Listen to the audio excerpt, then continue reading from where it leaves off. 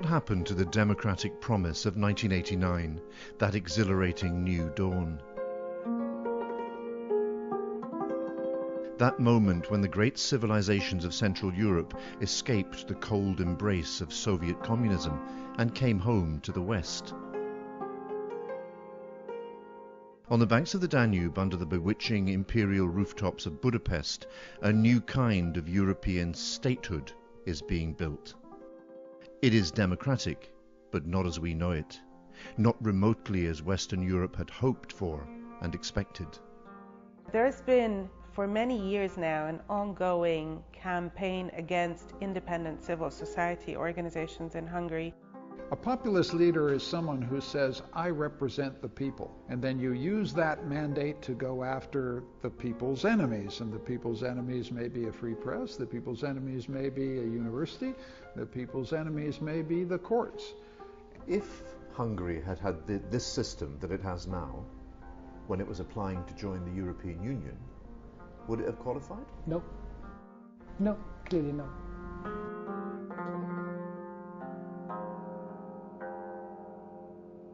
Hungary's ruling party have rejected the liberal democratic model that has shaped much of Europe since the Second World War. They see themselves as defending Hungary from being bullied by the big powers of Europe and by Brussels into complying with liberal policies that they see as hostile to Hungarian values. They talk of Hungary as though it's facing a real existential threat and the need to defend the Christian heritage upon which Hungarian identity is based. They want democracy in Hungary for sure, just not liberal democracy. Instead, they want what the Prime Minister himself calls illiberal democracy. That has divided Hungarian society along lines familiar to Brexit Britain.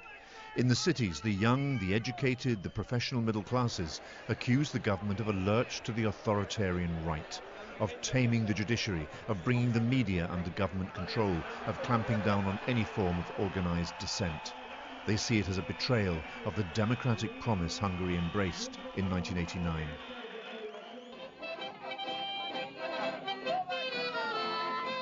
In the summer of that year, months before the fall of the Berlin Wall, Hungarians organised what they called a pan-European picnic on the border with Austria.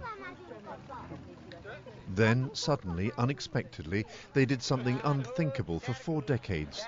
They tore down their section of the Iron Curtain, the first nation to open the gates. The 40-year-old division of Europe was breached. Hungary was open to the West. The emotional impact was huge.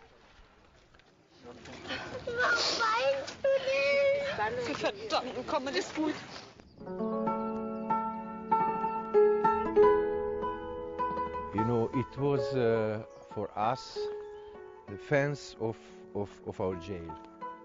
Laszlo Nagy was one of the activists behind the picnic. He joined Viktor Orban in the fight against communism back then and has remained loyal ever since. You must have known that you were risking a jail sentence by doing this. Yes, you know, because when I heard this, I was standing there with my car and I received the information and I was thinking and I knew that there is a law that for being helpful in illegal border crossing, you could get 2 to 5 years jail. What did that moment mean?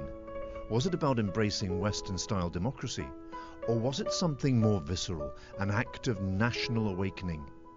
Western Europe, through the high life standard, became a postmodern system. Nation is not so important. Identity is not so important. The private freedom is much bigger value than tradition, so on.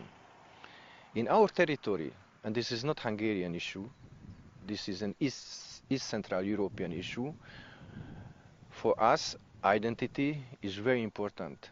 National identity. National identity, and our culture is very important, which we want to preserve. El akarják venni az országunkat, hogy néhány évtized alatt önként adjuk át másoknak. Más földrészről érkező idegeneknek. Orban's main appeal is not to democracy, but to the idea of the nation. The campaign was dominated by anti-immigrant sentiment, the fear that Hungary is at risk of being overrun. Orban asked for and won an overwhelming mandate to preserve Hungary, its heritage and culture for the Hungarians. In Europe, if we speak about Christianity, we speak not only about the church, we speak about the cultural heritage of Europe, and we would like to represent these values and remain to this cultural heritage. The campaign turned this man, George Soros, Hungarian-born billionaire and philanthropist, into a national hate figure. For 25 years, Soros has funded organizations that champion liberal democracy. That made him an open critic of Orban's government. The anti-Soros rhetoric was fierce and unrelenting. The implication was unmistakable. Attack Orban, and you are attacking Hungary itself. The Fidesz government has promised a series of new measures to crack down on the activity Soros funds, including the Central European University, or CEU, which Soros founded in Budapest in 1991. The simple reason the authorities don't like CEU is not that we're an NGO, it's not that we're the opposition, it's not that we're trying to resist the government, it's simply that we're a free institution that doesn't take orders from the government. And we're one of the very few free institutions in the country. This is a government that has substantial control over the media, substantial control over the courts, substantial control over public opinion, substantial control over the economy, and we're not the last person standing, but one of them. And because we're a free institution, we're a problem. Everywhere now there is a growing fear that speaking out against the Fidesz government carries a cost. The Hungarian Helsinki Committee is a human rights organization that, among other things, helps refugees. It's also foreign funded. It has been publicly denounced by the governing party as hostile to Hungary. It knows it too will be targeted by the government's Stop Soros plans. We're described as an agent of George Soros.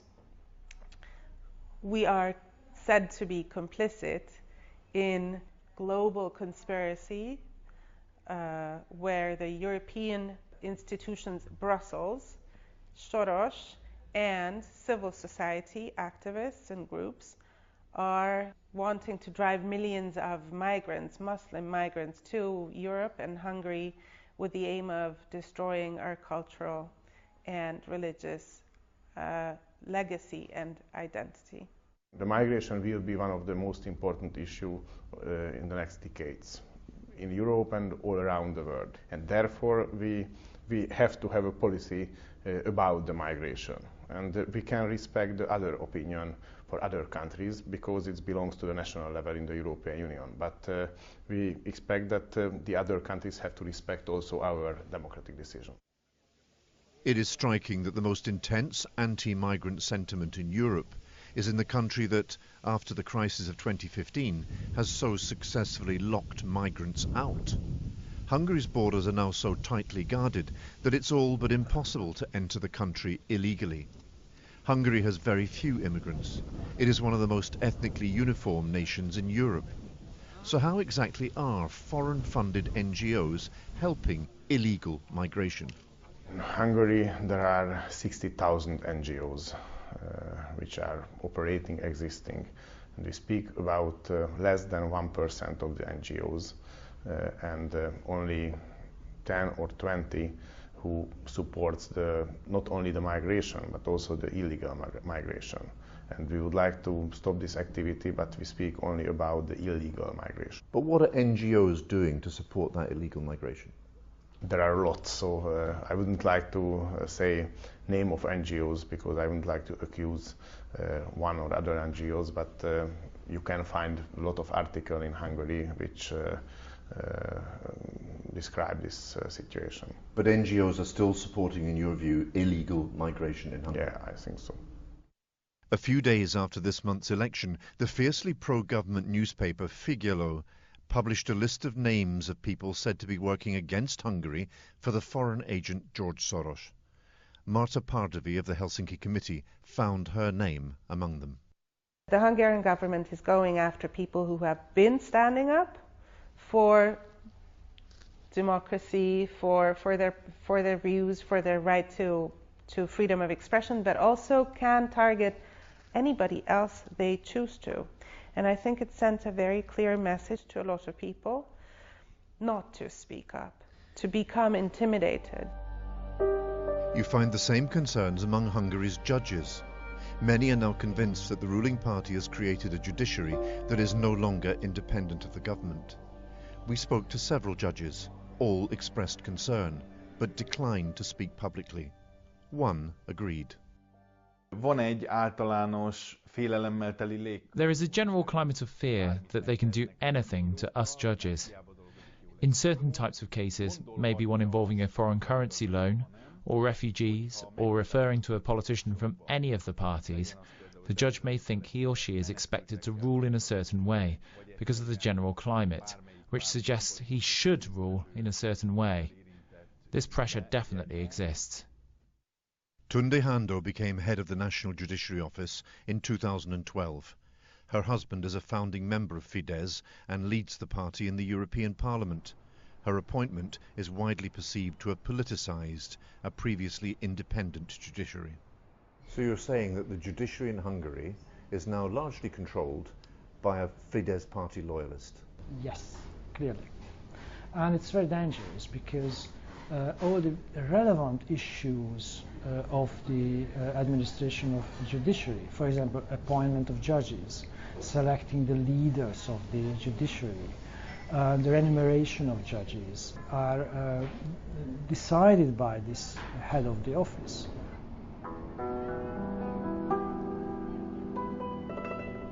Viktor Orban's electoral success creates a new reality. Hungary is pulling away from the founding ideals of the European project, turning its back on traditional liberal democracy and offering Europe something else, his own avowedly illiberal model. My issue with Viktor Orban and CU's issue with Viktor Orban is not whether he has a mandate, but what democracy is. The question will have to be asked, if you have a European member state that doesn't subscribe to core European values, what do you do? Nobody knows whether Europe will cross that bridge, but if it doesn't, said by somebody who loves Europe, Europe may not survive.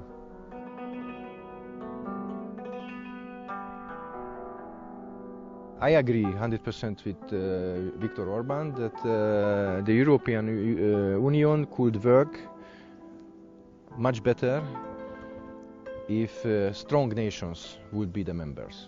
If the reform is not coming, I am telling you, the European Union will fall apart. And that would be a very bad thing, because as I said, European Union, the idea, was the best political idea in the history of Europe, but we are not carrying out this project well. Viktor Orban has won a third consecutive term.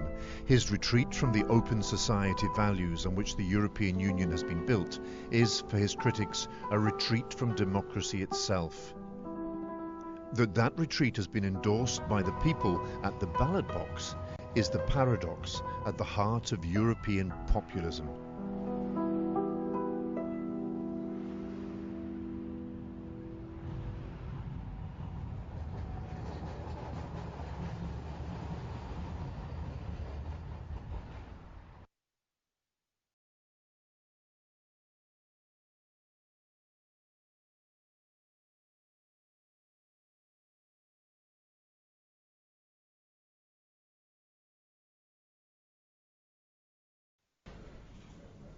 We've been experiencing in the last few years a huge and immense pressure and increasing pressure, political, legislative pressure and media pressure from government side, first. And second reason where we had to guarantee and safeguard the security and safety of our staff and the integrity of our operation. The Hungarian government deliberately misinterpreted, distorted and denigrated our founders' views and mongered false allegations and conspiracy theories, unfounded conspiracy theories on our founder and our organizations and our grantees as well. So we had to decide and consider options how to safeguard the security and the future of our operation. A stop-soros törvénycsomagnak a megerősítéséről a kormány ezen a héten intézkedni fog. Ez azt jelenti, hogy fenntartjuk a parlament előtt. A miniszterelnök úr a következő héten már érdemben foglalkozni akar a törvényjavaslat átalakításával és az ahhoz kapcsolódó alkotmánymódosítással.